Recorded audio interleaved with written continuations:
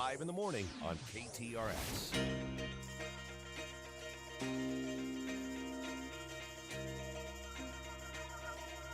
(9/11) Big 550 KTRS.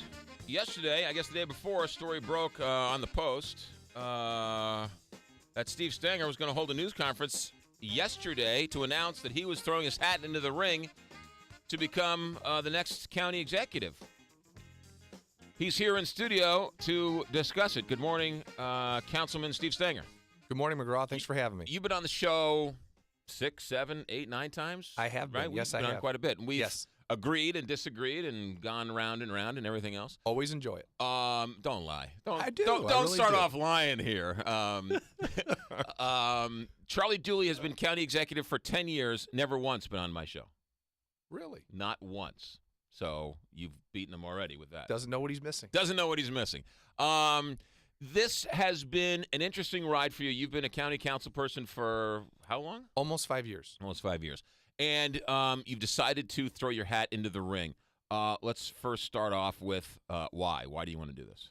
You know, when I first started out 5 years ago, roughly 5 years ago, I wanted to be a county councilman because I grew up in the area of the county where I live. South County, right? It's South County. Yeah. I just wanted to make it a better place. And after getting on the council, I realized that after some years that there are some things, and especially, in the last few months, there are some things that are really wrong with county government, and they need to be fixed.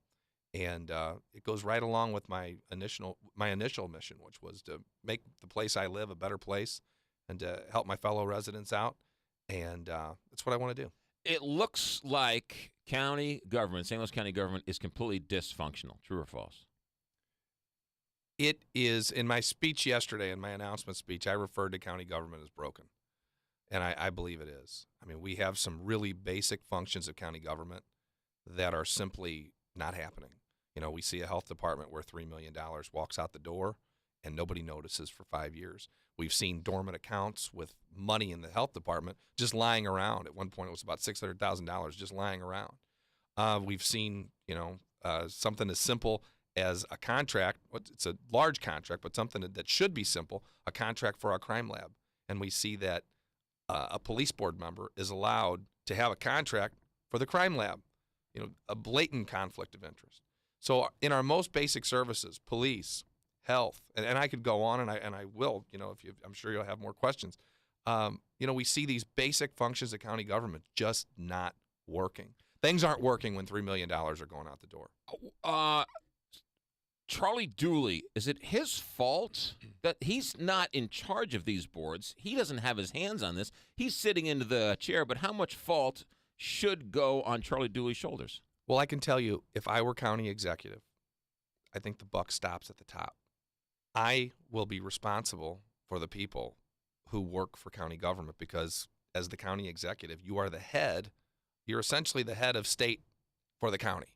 I mean, you are the person who hires these individuals, who appoints these individuals, and someone has to be accountable to the voters because a department head is not accountable to the voters. The voters they can write the department head all they want, but the department head does not answer to them. The department head answers to the county executive. So it's essential that there's a chain of command and that the person at the top, just like any other organization that has a hierarchy, the person at the top has to take the responsibility for all of those who essentially work for that person. You sit on the council. And for the taxpayers of St. Louis County. You sit on the council. How much criticism should go towards the council for not rooting out some of this stuff? Well, all of the instances that you read about in the paper, that you talk about on your show, they are occurring in the executive branch. The county council has an oversight function. And in many instances where you're reporting on them and the news agencies are reporting on them, it's because council members have come forward and said, and in many cases myself, have come forward and said, we've come across this in our oversight function, and this just can't happen. But the only way to stop the county executive from doing these things is, unfortunately, there's an election every 4 years, and the voters have to hold that county executive accountable and determine whether there should be a change at the top. You are challenging a county council. To explain to people how it works, it's a Democratic primary and a Republican primary. You're challenging the sitting Democratic county executive, Charlie Dooley. That takes some chutzpah, does it not? I mean, that's a pretty rare thing. I mean, Claire McCaskill did it with Governor Holden, but I mean, that doesn't happen very often. Well, what we're talking about here is good county government. I mean, it's not about politics at all in any way, shape, or form. It's about sitting on a county council and seeing all of these things happening before your eyes and wanting to do something about it.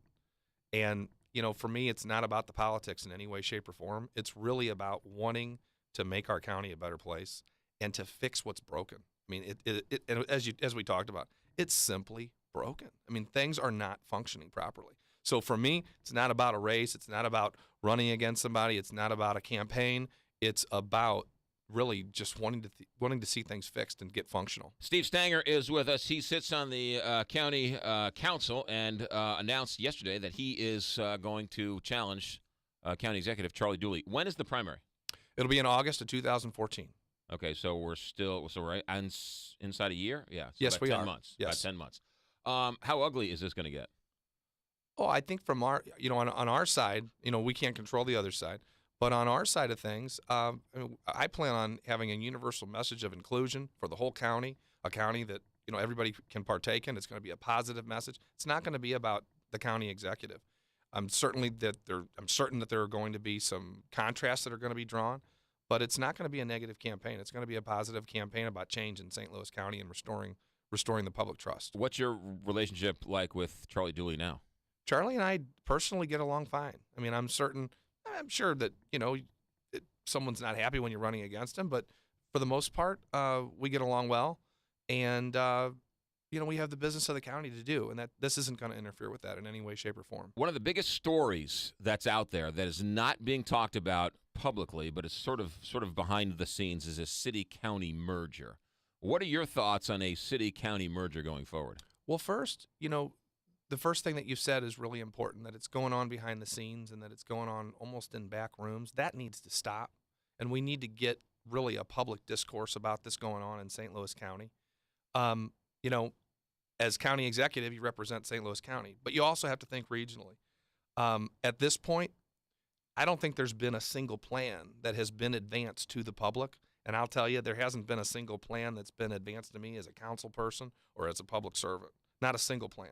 We've heard of a lot of, almost hybrid plans and thoughts about, is it a merger? Is it, a consolidation? Is it, some other form of joining?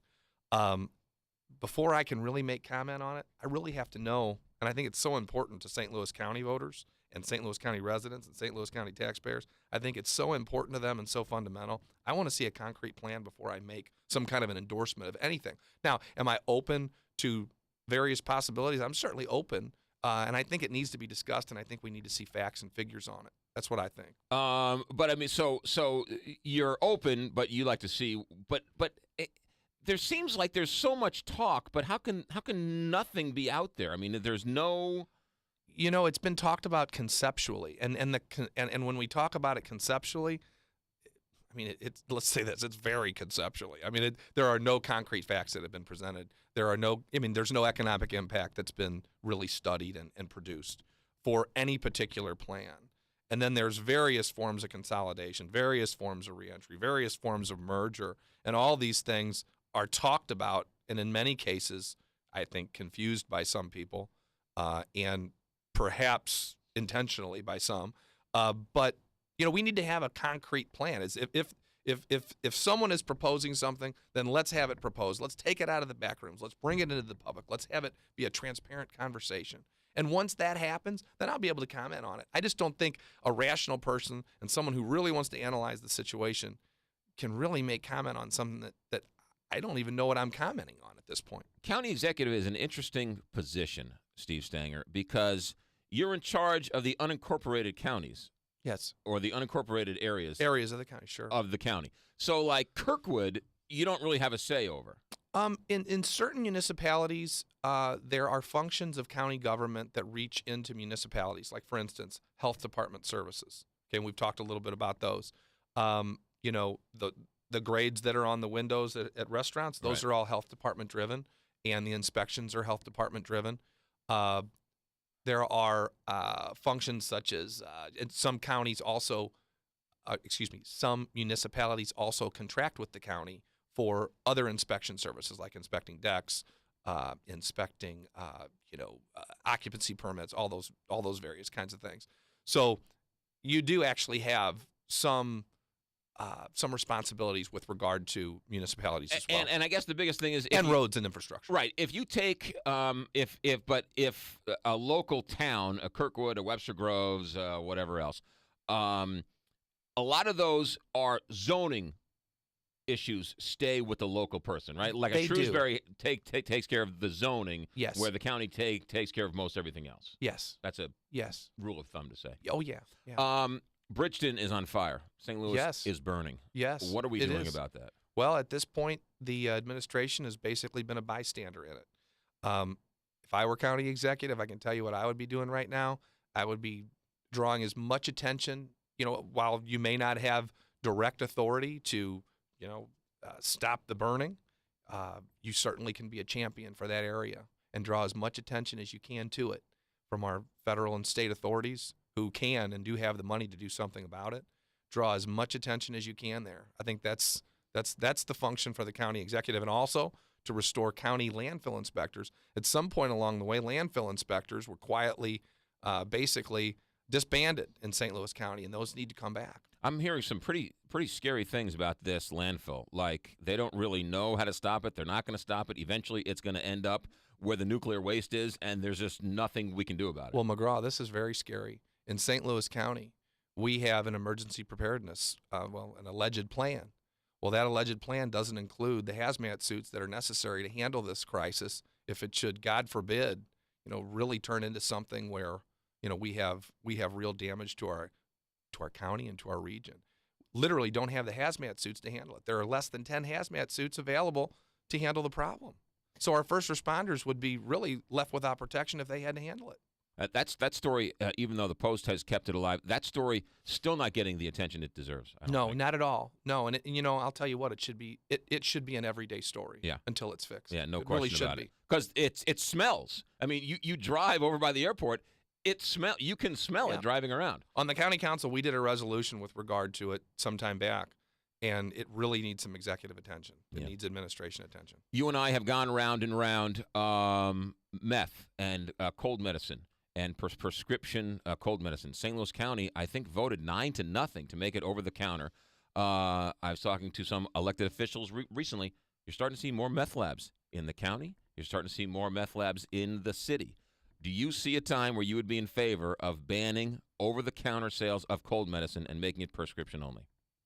McGraw, that's something I'm going to have to talk to residents about, really. It is a very important issue, and I do understand that, we don't want to have people out there buying cold pills in St. Louis County and using them to make meth. I understand that completely. And there's some other considerations with respect to, the residents who perhaps don't have money to go out and get a prescription and buy those cold pills. So it does put quite a bit of a burden on some people and who are law-abiding citizens in our county. Do you see meth being a bigger problem today than it was when I first badgered you about this 2 years ago? I would imagine that it has become more of a problem, and I've also seen, other drugs rise to the forefront as well. It seems that when one drug goes away or maybe loses favor, another drug rises to take its place. Right now, I think we've got a horrible heroin epidemic as well. Almost one person a day dies of a heroin overdose in the region. It's terrible. That's an epidemic. It's an epidemic, and it's staggering. And it's not the 45-year-old back alley junkie at the end of his drug reign. It's high school kids. It's college kids. It is. It's young suburban college kids. Steve Stenger, last question for you. If you could do anything to fix the county, or the first thing you want, or the biggest thing you want to do, or your platform, you get the last word here. On the very first day I take office, I'm going to order a forensic audit of the entire county. And it's going to be an audit unlike has ever been undertaken in St. Louis County. We're going to have literally every account audited, every process and procedure audited, every department audited, and we're going to find out where the waste is, and as we've seen recently, where the fraud is, and we're going to take care of it. We're going to identify the problems and fix them.